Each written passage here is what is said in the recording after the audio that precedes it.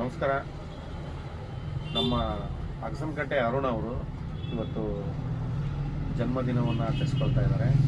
ಇವರ ಜನ್ಮದಿನವನ್ನು ಅವರ ಆತ್ಮೀಯ ಸ್ನೇಹಿತರಾಗಿರ್ತಕ್ಕಂಥ ಮುಂಡಾಸದ ಅನಿಲ್ ಅವರು ಮಾಡ್ತಾ ಇದ್ದಾರೆ.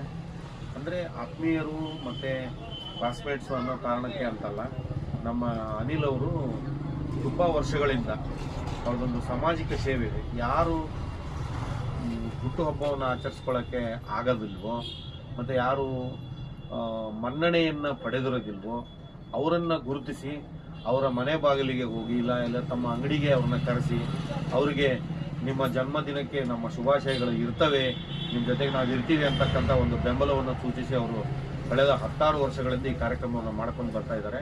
ನಮಗೆಲ್ಲ ಭಾಳ ಇಷ್ಟವಾಗುವ ವಿಷಯ ಏನಂತಂದ್ರೆ ಅವ್ರು ಈಗಾಗಲೇ 500ನೇ ಜನ್ಮದಿನದ ಸಮೀಪ ಬಂದಿದ್ದಾರೆ. ಇದು 477-78 ಇದ್ದಿದ್ದು, ಈಗಾಗಲೇ 500ನೇ ಶತಕಕ್ಕೆ ಅವರು ಸಮೀಪ ಆಗಿದ್ದಾರೆ. ಇದು ನಮ್ಗೆ ಏನು ಹೇಳುತ್ತೆ ಅಂತಂದರೆ, ಇನ್ನೊಬ್ಬರ ಬಗ್ಗೆ ನಾವು ಕಳಕಳಿಯನ್ನು ಇಟ್ಕೋಬೇಕು, ಕಾಳಜಿಯನ್ನು ತೋರಿಸ್ಬೇಕು, ಅವ್ರಿಗೆ ಆದ್ಯತೆಯನ್ನು ನೀಡಬೇಕು.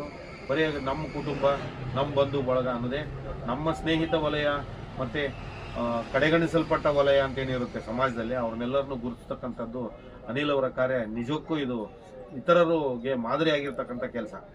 ಆಮೇಲೆ ನಮ್ಮ ಅನಿಲ್ ಅವ್ರಿಗೆ ಹೇಳ್ಬೇಕಂತಂದರೆ, ಇವರು ಅರುಣ್ ಅವರ ಬಗ್ಗೆ ಹೇಳ್ಬೇಕಂದ್ರೆ ಭಾಳ ಸ್ನೇಹಜೀವಿ. ಅವರು ಒಂದ್ಸಲ ಸ್ನೇಹವನ್ನು ಯಾರಿಗಾದರೂ ತಮ್ಮ ಸ್ನೇಹಾಸ್ತ್ರ ಚಾಚಿದ್ರಂದರೆ ಅದನ್ನು ಬಿಟ್ಕೊಡಲ್ಲ. ಅವ್ರು ನಿಮಗೆಲ್ಲ ಗೊತ್ತಿದ್ದಂಗೆ ನಮ್ಮ ದಾವಣಗೆರೆ ಮೋತಿ ಟಾಕೀಸ್ನಲ್ಲಿ, ನಂತರ ಪುಷ್ಪಾಂಜಲಿ ಟಾಕೀಸ್ನಲ್ಲಿ ಅವರು 25-30 ವರ್ಷ ಕೆಲಸ ಮಾಡಿ ಭಾಳ ಅವರು ಜನಾನುರಾಗಿ ಆಗಿದ್ದರೂ ಕೂಡ ಯಾರೇ ಅವರಿಗೆ ಸ್ನೇಹವನ್ನು ಬಯಸಿ ಬಂದರೆ ಅದನ್ನು ಅವರು ಎಂದೂ ಇಲ್ಲ ಅನ್ನಲ್ಲ. ಒಳ್ಳೆಯತನಕ್ಕೆ ಅವರು ಯಾವತ್ತಿಗೂ ಬೆಲೆ ಕೊಟ್ಟಿದ್ದಾರೆ, ಸ್ನೇಹಕ್ಕೆ ಯಾವತ್ತೂ ಬೆಲೆ ಕೊಟ್ಟಿದ್ದಾರೆ. ಇಂಥ ಈ ಸ್ನೇಹಿತರ ಒಂದು ವಲಯದಲ್ಲಿ ನಾನು ಕೂಡ ಸೇರಿಕೊಂಡಿದ್ದೆ ಅನ್ನೋದು ನನಗೂ ಕೂಡ ಹೆಮ್ಮೆಯ ವಿಷಯ. ನಾನು ದಾವಣಗೆರೆಗೆ ಬಂದು ಒಂದು 3 ವರ್ಷ ಕಳೆದಿದೆ. ಇಂಥ ಒಂದು ಕಂಪನಿ ನನಗೆ ಸಿಕ್ಕಿದೆಯಲ್ಲ ಅನ್ನೋದೇ ನಾನು ನಿಜವಾಗ್ಲೂ ಹೆಮ್ಮೆ ಪಡ್ತೀನಿ. ನಾನು ಈ ಥರದ ಸಾಮಾಜಿಕ ಕಳಕಳಿಯನ್ನು ಹೊಂದಿರತಕ್ಕಂಥ ಕಾರ್ಯಕ್ರಮಗಳನ್ನು ನಮ್ಮ ಅನಿಲ್ ಅವರು ಇನ್ನೂ ಮಾಡಲಿ. ಅರುಣ್ ಅವರು ಅಂತವರು ಮತ್ತು ಇಲ್ಲಿ ನಮ್ಮ ಸ್ನೇಹಿತರು ಬಂದಿದ್ದಾರೆ, ಅವರೆಲ್ಲರ ಬೆಂಬಲನೂ ನಿಮಗೆ ಸಿಗಲಿ ಅಂತ ಹಾರೈಸ್ತೀನಿ.